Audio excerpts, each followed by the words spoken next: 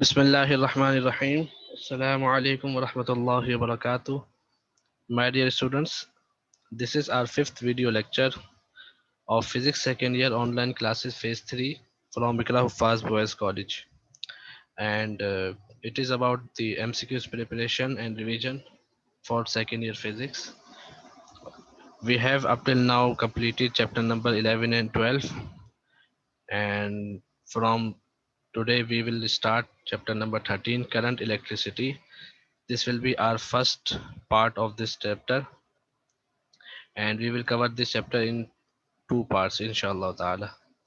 So before moving on, हम कुछ formulas discuss कर लेते हैं जिस तरह हमने लास्ट चैप्टर यानी चैप्टर नंबर 12 के फार्मूलाज एमसीक्यू से पहले डिस्कस किए थे। इस चैप्टर का नाम है करंट इलेक्ट्रिसिटी। सो करंट, चूंकि इसका नाम करंट है तो सबसे पहले जो फार्मूला है वो करंट यानी आई का फार्मूला है, I is equal to Q upon T, charge पर यूनिट टाइम। इसे करंट कहते हैं। इसका यूनिट होता है कूलम पर सेकंड, इसका यूनिट एम्पियर होता है। कूलम पर सेकंड जिसको हम एम्पियर कहते हैं ऐसा यूनिट में। ये ओम्स लॉ है। V equals I R, V means potential difference, I means current, R means resistance. इसका यूनिट होता है वोल्ट, इसका एम्पियर, और आर यानी रेजिस्टेंस का यूनिट होता है ओम्स। ठीक है। R naught means resistance. अगर आपने किसी पर्टिकुलर एलिमेंट की रेजिस्टेंस निकालनी है तो उसका आपको एरिया और पता है और लेंथ पता है और उसकी रेजिस्टिविटी पता है, यानी उसका रेजिस्टिविटी एक कांस्टेंट वैल्यू होती है उस पर्टिकुलर एलिमेंट की, तो आप इस फार्मूले से निकाल सकते हैं। इसी तरीके से आप अगर किसी सर्टेन एलिमेंट को हीट प्रोवाइड करें, उसको हीट दें, उसके बाद जो उसकी रेजिस्टेंस में फ़र्क आएगा तो आप उसकी रेजिस्टेंस में जो फ़र्क आएगा यानी फाइनल रेजिस्टेंस जो होगी आप वो भी निकाल सकते हैं इस फार्मूले से। R naught means original resistance, R one means final resistance after heating to certain temperature, और 1 प्लस अल्फा डेल्टा टी, ये अल्फा कांस्टेंट होता है और टी जो है यहाँ पे टेम्परेचर है, यानी टेम्परेचर डिफरेंस के आपने कितना टेम्परेचर उसको हीट किया। फॉर एग्जांपल 25 डिग्री से 35 आपने हीट किया तो 10 डिग्री का डेल्टा टी यहाँ पे आएगा। इसी तरीके से जिस तरह आप पीछे हमने कैपेसिटर्स के कॉम्बिनेशन पढ़े थे, यहाँ पे भी रेजिस्टर्स के दो कॉम्बिनेशन होते हैं, सीरीज और पैरेलल। यहाँ पे उल्टा होता है कि सीरीज कॉम्बिनेशन में रेजिस्टर डायरेक्ट प्लस होता है, equivalent resistance R1 plus R2 plus R3, और पैरेलल कॉम्बिनेशन में जो रेजिस्टर्स होते हैं वो इनवर्स प्लस होता है, यानी 1/R equivalent is equal to 1/R1 plus 1/R2 plus 1/R3। Power dissipation के फार्मूला तीन होते हैं, P इक्वल वी आई, और अगर वी आई की जगह हम V की जगह आई आर रख दे इस फार्मूले से तो ये बन जाएगा P equal I square R. ठीक है।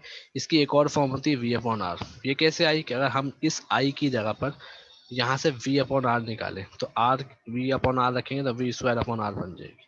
यहाँ पे इसके ऊपर स्क्वायर होना चाहिए, यहाँ पे मौजूद नहीं है, आप लोग इसे यहाँ लगा लीजिएगा। EMF का formula E equal V plus I R मैं आपको समझाऊंगा अभी आगे चलकर, और जूल्स लॉ इलेक्ट्रिकल एनर्जी का फार्मूला होता है VIT। ठीक है, हम अब MCQs की तरफ बढ़ते हैं। जो हमारा सबसे पहला एमसीक्यूज है वो है, a battery of EMF E volts has an internal resistance of R ohms, current I is drawn from it, its internal voltage V will be. आपसे ईएमएफ के बारे में कहा जा रहा है कि ईएमएफ ई आपको गिवन है, इंटरनल रेजिस्टेंस आर ओम से, करंट आई है, और इंटरनल वोल्टेज वी क्या होगा ये आपने बताना है। इसको हम समझ लेते हैं कि ईएमएफ और पोटेंशियल डिफरेंस में क्या फ़र्क होता है, या टर्मिनल पोटेंशियल डिफरेंस में क्या फ़र्क होता है। ये बहुत बेसिक सा फ़र्क है और अक्सर स्टूडेंट इसमें बहुत गड़बड़ करते हैं। तो भाई एक होता है ईएमएफ, ईएमएफ की फुल फॉर्म होती है इलेक्ट्रोमोटिव फोर्स, ये आपको पता है, इलेक्ट्रोमोटिव फोर्स। और दूसरा होता है पोटेंशियल डिफरेंस, या इसको हम टर्मिनल पोटेंशियल डिफरेंस भी कहते हैं। टर्मिनल पोटेंशियल फर्क क्या है इन दोनों में, तो आप एक सर्किट से इसको समझे कि अगर एक सर्किट है जिसपे एक सोर्स लगी हुई है, फॉर एग्जांपल कोई बैटरी है, ठीक है, और उसके यहाँ पे कोई रेजिस्टर्स कनेक्ट है या कोई लोड कनेक्ट है, ठीक है जी, ये प्लस हो गया और ये माइनस हो गया। तो ये जो बैटरी है, इस बैटरी के अराउंड, इस बैटरी के अराउंड जो पोटेंशियल डिफरेंस होगा उसे हम कहेंगे ईएमएफ, ठीक है जी। और इस लोड के अराउंड यहाँ पर भी कोई ना कोई पोटेंशियल डिफरेंस हो जाएगा। ये टर्मिनल फॉर एग्जांपल हम कहते हैं ए है, ये टर्मिनल फॉर एग्जांपल हम कहते हैं बी है, तो यहाँ पे जो वी ए बी होगा ये दो टर्मिनल्स के दरमियान में है, जिसके दरमियान में एक लोड मौजूद है, एक रजिस्टर मौजूद है, फॉर एग्जांपल कोई बल्ब वगैरह मौजूद है, तो ये जो पोटेंशियल डिफरेंस है ये होता है टर्मिनल पोटेंशियल डिफरेंस। यानी जो ईएमएफ होता है वो बैटरी के ऊपर जो लिखा होता है ना आइडियली कि ये ईएमएफ इस बैटरी का, फॉर एग्जांपल एक बैटरी है जिसके ऊपर ये लिखा हुआ है कि बैटरी, उसके ऊपर लिखा हुआ है 20 वोल्ट, इसका मतलब आइडियली इसकी जो पोटेंशियल डिफरेंस देने की सलाहियत है वो 20 वोल्ट है, लेकिन प्रैक्टिकली ऐसा नहीं होता, कुछ रेजिस्टेंस होती है यहाँ पे इस पूरे सर्किट के अंदर। ठीक है जी, कुछ रेजिस्टेंस होती है यहाँ पर, उसको हम कहते हैं आर। तो इस सर्किट के अंदर जो रेजिस्टेंस होती है उसकी वजह से यहाँ पर जो पोटेंशियल डिफरेंस हमें मिल पाता है वो इस 20 से थोड़ा सा कम होता है। तो वो कितना कम होता है उसे हम कहते हैं टर्मिनल पोटेंशियल डिफरेंस, टीपीडी। और फॉर एग्जांपल 19.5 वोल्ट होगा, एग्जैक्ट 20 वोल्ट नहीं हो सकता। ठीक है, तो ये फर्क है। ईएमएफ कहते हैं जो बैटरी या सोर्स का पोटेंशियल डिफरेंस है जो लिखा हुआ होता है कि आइडियली इतना देगा, लेकिन हकीकत में कितना पोटेंशियल डिफरेंस वो प्रोवाइड कर पाता है वो कहलाता है टर्मिनल पोटेंशियल डिफरेंस है। अब इसकी अगर हम फार्मूले को देखें तो इसके फार्मूले हमारे पास तीन बन सकते हैं, मैं आपके सामने यार लिख भी देता हूँ। अगर आपके पास पोटेंशियल डिफरेंस आपने निकालनी है तो एक चीज पहले और ये समझ ले कि यहाँ पर ये जो बैटरी है इसके अंदर एक रेजिस्टेंस होती है, इसको हम कहते हैं इंटरनल रेजिस्टेंस स्मॉल आर। ठीक है थी, और एक यहाँ पर एक रेजिस्टेंस होती है उसे हम कहते हैं एक्सटर्नल रेजिस्टेंस कैपिटल आर। तो जो ईएमएफ होता है यानी ये बराबर होता है दोनों इंटरनल रेजिस्टेंस वाले वी वोल्टेज के और एक्सटर्नल रेजिस्टेंस वाले वोल्टेज के, यानी कि I small R plus I capital R. ठीक है जी, अब यहाँ से ये जो आई आर है ये वाला ये होता है आपके पास टर्मिनल पोटेंशियल डिफरेंस। अब इसके फार्मूले को मैं आपके सामने यार लिख भी देता हूँ कि टर्मिनल पोटेंशियल डिफरेंस का फार्मूला होता है V इक्वल ई प्लस आई आर। ठीक है जी, सॉरी यहाँ पे स्मॉल आर आएगा। अच्छा, इसके अलावा एक और फार्मूला इसका होता है V equal E minus I are. एक और इसका फार्मूला होता है V इक्वल ई। इन तीनों की मैं कंडीशन आपके सामने लिख देता हूँ। ये कब होगा जब आपके पास ये लिखा हो कि बैटरी जो है वो चार्ज हो रही है, बैटरी इज बीइंग चार्ज। जब बैटरी चार्ज हो रही होगी, क्योंकि उस वक्त कोई करंट फ्लो नहीं हो रहा होगा, बैटरी चार्ज हो रही होगी, तो ये वाला फॉर्मूला लगेगा। ठीक है, और अगर आपके पास लिखा हो कि बैटरी इज बीइंग यूज्ड, कि बैटरी इस्तेमाल हो रही है, करंट फ्लो हो रहा है, या ये लिखा हो कि करंट इज बीइंग फ्लोन। ठीक है जी, इस सोर्स में भी ये वाला फार्मूला इस्तेमाल है। और आखिर में ये है कि जब नो करंट फ्लो, ना चार्ज हो रही है ना करंट फ्लो हो रहा है, तो ये फार्मूला इस्तेमाल होगा। तो आप ये अपने पास जरूर नोट कर लीजिएगा। हमारे पास अगर देखें तो इस दफा सवाल में क्या कह रहे हैं कि अ battery of EMF E volt has internal resistance for current I is drawn, current draw हो रहा है from its internal voltage V will B. इसका जो इंटरनल वोल्टेज होगा वो क्या होगा, यानी जब करंट ड्रॉ हो रहा होगा तो टर्मिनल वोल्टेज इंटरनल वोल्टेज क्या होगा। आपके सामने मैंने यहाँ फार्मूला लिख दिया है कि इसके वोल्टेज अगर करंट फ्लो होगा तो होगा V equal E minus I R. तो आप यहाँ पे ये ऑप्शन सेलेक्ट कर सकते हैं, V equal E minus I R. ठीक है, उम्मीद है आपको समझ आ गया होगा। आगे बढ़ते हैं number two, two resistors of 3 and 2 ohm are connected in series with a battery of 10 volt. दो रेजिस्टर है, एक 3 ओम का एक 2 ओम का, दोनों सीरीज में कनेक्टेड। सबसे पहले आप ये बात समझ लें कि दोनों सीरीज में कनेक्टेड तो डायरेक्ट प्लस हो जाएंगे। इक्विवेलेंट रेजिस्टेंस होगा 2 + 3 5 ओम। 5 ओम इनका इक्विवेलेंट रेजिस्टेंस होगा, यानी आर इक्विवेलेंट। और जो वोल्टेज है यहाँ पे वो है 10 वोल्ट। ठीक है जी, तो यहाँ पे हम इसको यहाँ पे सॉल्व भी कर लेते साथ साथ कि आपके पास जो वोल्टेज है वो है 10 वोल्ट, और जो आर इक्विवेलेंट आ रहा है वो आ रहा है आपके पास 5 ओम। यहाँ से आप आई निकाल सकते हो, I equal we upon are, यानी 10/5, यानी 2 एम्पियर। ये आई आ गया 2 एम्पियर। अब चूंकि ये सीरीज में कनेक्ट है तो आई तो सेम होगा दोनों में, आई 2 एम्पियर आ गया। अब ये सीरीज में कनेक्ट है ना लिखा हुआ है, तो आई दोनों में सेम होगा, यानी 3 ओम रेजिस्टर में भी वही आई होगा जो कि 2 ओम रेजिस्टर में होगा। तो आई हमें दोनों का पता चल गया, I1 I2 सेम होगा, यानी 2 एम्पियर होगा। अब वो कह रहे हैं पोटेंशियल डिफरेंस निकालो अक्रॉस 2 ओम रेजिस्टर, यानी ये वाला जो रेजिस्टर है जिसकी रेजिस्टेंस 2 ओम है, आप इसके अराउंड पोटेंशियल डिफरेंस निकालें। तो पोटेंशियल डिफरेंस निकालने का formula V equal I R होता है। आई आपने पीछे निकाल लिया, 2 एम्पियर आ गया, और रेजिस्टेंस है 2 ओम, तो दोनों को मल्टीप्लाई कर देंगे 2 टू द 4, तो वोल्टेज आ जाएगा 4 volt. Number 3, when V volts battery is connected across the bulb and if current I is pass through it then its power. Power के 3 फार्मूले हैं जो हमने अभी पढ़ लिए थे, आप उन 3 फार्मूलों को याद कर लें, वही फार्मूले बार बार आते हैं। एक VI होता है, एक आई स्क्वायर आर होता है, एक V स्क्वायर अपॉन आर होता है। यहाँ पे VI गिवन है।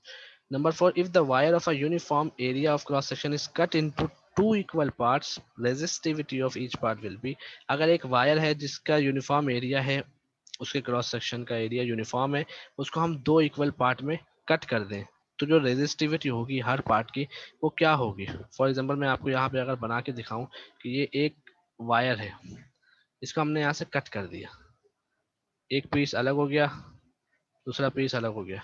अब आप मुझे बताएं कि इन दोनों की रेजिस्टिविटी, यानी ये जो रेजिस्टिविटी है ये सेम होगी या अलग अलग होगी, या वो भी हाफ हाफ हो जाएगी। तो रेजिस्टिविटी भाई हाफ नहीं होनी थी, रेजिस्टिविटी एक इंट्रिंसिक प्रॉपर्टी है, और इंट्रिंसिक प्रॉपर्टीज वो होती है जो कि कट करने से साइज के छोटे बड़े होने से कम ज्यादा नहीं होती। तो ये दोनों प्रॉपर्टीज के बारे में भी आप अपने पास लिख लें कि 2 तरह की प्रॉपर्टीज होती है, इंट्रिंसिक प्रॉपर्टी और एक्सट्रिंसिक प्रॉपर्टी। इन दोनों में बुनियादी फर्क क्या होता है। इंट्रिंसिक प्रॉपर्टी का मतलब ये होता है कि वो प्रॉपर्टी जो कि साइज के छोटे बड़े होने से चेंज ना हो। For example temperature, for example boiling point, for example density. यानी अगर फॉर एग्जांपल आप ये समझे कि टेम्परेचर, अगर एक आपके पास एक बहुत बड़ी 5 मीटर की एक मेटल का पीस मौजूद है। अब आप उस मेटल के पीस का टेम्परेचर चेक करें तो अभी आपके पास वो है 30 डिग्री सेंटीग्रेड। अगर आप उस मेटल के पीस को 10 टुकड़ों में तोड़ देंगे तो क्या उन 10 टुकड़ों में उसका टेम्परेचर डिवाइड हो जाएगा, यानी ऐसा होगा कि एक एक टुकड़े का टेम्परेचर 3 डिग्री सेंटीग्रेड हो जाए, ऐसा नहीं होगा। टेम्परेचर साइज के छोटे बड़े होने से फर्क नहीं पड़ता। इसी तरह बॉइलिंग पॉइंट, अगर आप 1 लीटर पानी को बॉयल करें तो उसका जो बॉइलिंग पॉइंट होगा, 1000 लीटर पानी को भी बॉयल करेंगे उसका भी वही बॉइलिंग पॉइंट आएगा। जबकि जो एक्सटेंसिव प्रॉपर्टी है वो साइज के छोटे बड़े होने से चेंज हो जाती है। जैसे कि वेट है, वेट क्या है, अगर आपने किसी चीज को तोड़ दिया, 2 हिस्सों में कर दिया, तो दोनों हिस्सों में वेट उसका डिवाइड हो जाएगा। इसी तरीके से वॉल्यूम है, अगर आपने कंटेनर के वॉल्यूम को छोटा कर दिया तो वॉल्यूम छोटा हो जाएगा, कम हो जाएगा। तो इंट्रिंसिक प्रॉपर्टी क्या है कि जो साइज के छोटे बड़े होने से चेंज नहीं होती। तो ये जो रेजिस्टिविटी है ये भी एक इंट्रिंसिक प्रॉपर्टी है, साइज के छोटे बड़े होने से ये फर्क नहीं पड़ता। यानी मिसाल के तौर पे अगर आप इतना बड़ा वायर लें तो उसकी जो रेजिस्टिविटी होगी वो इतने बड़े वायर की भी होगी, और इससे बहुत बड़ा वायर लेंगे तो उसकी भी रेजिस्टिविटी सेम रहेगी अगर मटेरियल सेम है तो। ठीक है जी, तो यहाँ पे रिमेन सेम आंसर आएगा। नंबर 5 पे, all electrical appliances are connected in parallel to each other between the main line and the neutral line wire to get. अगर हम जो घर में इलेक्ट्रिकल अप्लायंसेस इस्तेमाल करते हैं उनका जो कनेक्शन होते हैं वो पैरेलल रखते हैं। उसकी वजह क्या है कि पैरेलल में वोल्टेज यानी पोटेंशियल डिफरेंस सेम होता है और करंट डिफरेंट होता है। हमें अलग अलग करंट चाहिए होता है अलग अलग अप्लायंसेस के लिए, तो हम करंट डिफरेंट और पोटेंशियल डिफरेंस सेम रखने के लिए पैरेलल कनेक्शन को इस्तेमाल करते हैं। Terminal potential difference battery is equal to EMF when its internal resistance is. अब आप गौर से देखें, टर्मिनल पोटेंशियल डिफरेंस का मतलब मैं आपको समझा चुका हूँ, V वो बराबर होगा ईएमएफ के, जबकि इंटरनल रेजिस्टेंस जीरो हो जाएगी, क्योंकि मैंने अभी आपके सामने लिखा है कि V is equal to zero. Terminal potential difference EMF के बराबर होगा जब कोई करंट फ्लो नहीं होगा, कोई करंट फ्लो नहीं होगा, इसका मतलब जो इंटरनल रेजिस्टेंस है R वो जीरो हो जाएगी। तो यहाँ पे एक पॉइंट यही भी हम इजाफा कर देते हैं। ठीक है, तो जो स्मॉल रेजिस्टेंस R है वो यहाँ पे जीरो होगी। अच्छा जी, आगे चलते हैं हम आगे नंबर 7 पे, rate of transfer of the charge through a circuit. Rate का मतलब है पर यूनिट टाइम, चार्ज का मतलब है क्यू, तो क्यू अपॉन टाइम करंट के बराबर होता है। इसका आंसर है current. Number 8, kilowatt hour is the unit of electrical energy. आपको पता है, अगर सिर्फ किलोवाट होता तो वो पावर का यूनिट होता है, अगर किलोवाट आवर आ जाए तो वो एनर्जी का यूनिट होता है। Number 9, with the increase of temperature resistance of a semiconductor हमेशा डिक्रीज होती है। ये आप अपने पास तीन चीजें नोट कर लें कि जो टेम्परेचर है, टेम्परेचर लिखा है जी हाँ, with the increase of temperature resistance of semiconductor हमेशा कम होती है। तो टेम्परेचर के इंक्रीज करने से क्या होता है, मैं आपके सामने यहाँ लिख देता हूँ कि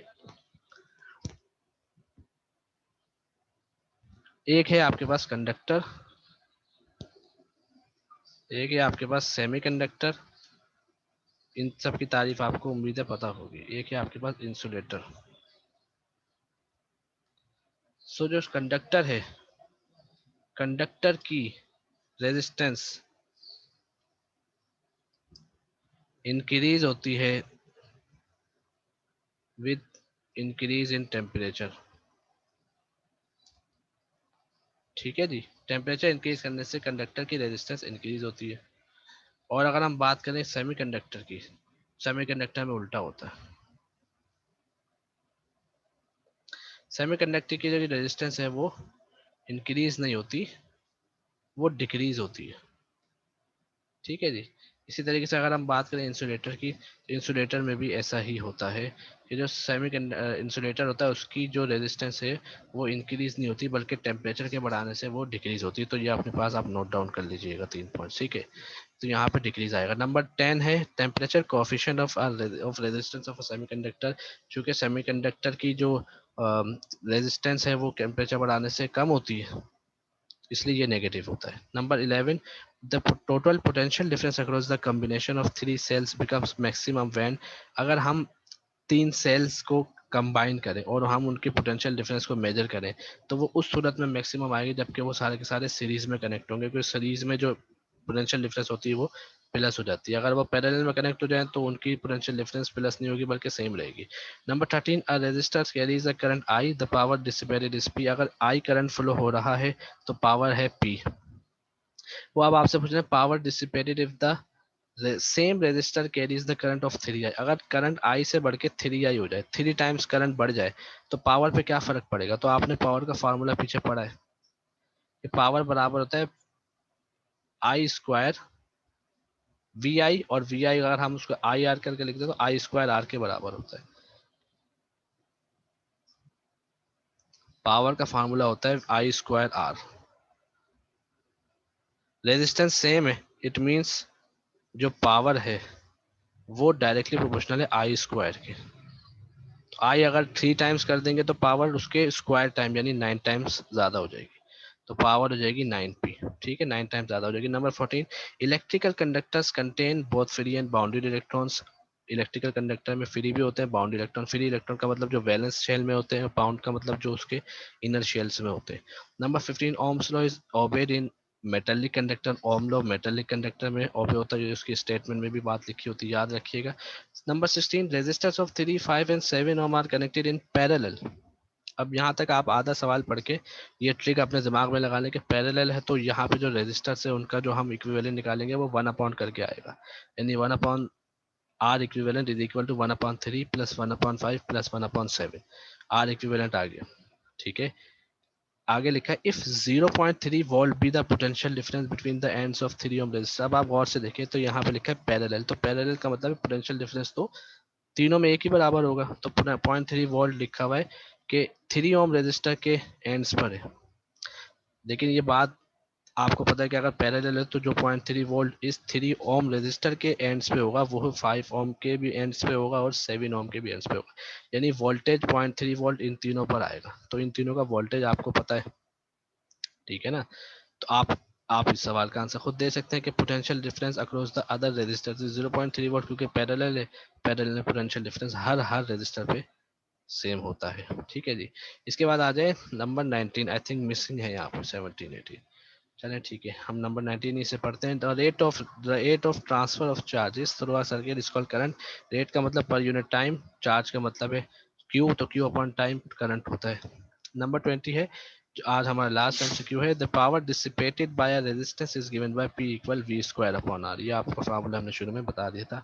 ठीक है, तो उम्मीद है आपको यहाँ तक क्लियर हो गया होगा, और इसमें आपको कहीं कन्फ्यूजन तो आप मुझसे पूछ सकते हैं। इसकी प्रैक्टिस अच्छे से कीजिएगा, और इंशाल्लाह ताला अगर आप इसको भरपूर तरीके से प्रैक्टिस करेंगे तो ई कैट की प्रिपरेशन भी आपकी बहुत अच्छी हो जाएगी, एप्टीट्यूड की तैयारी भी आपकी इससे बहुत आसान हो जाएगी। अगले लेक्चर में आपसे मुलाकात होगी। जज़ाकल्लाह, अस्सलाम वालेकुम वरहमतुल्लाहि वबरकातुहू।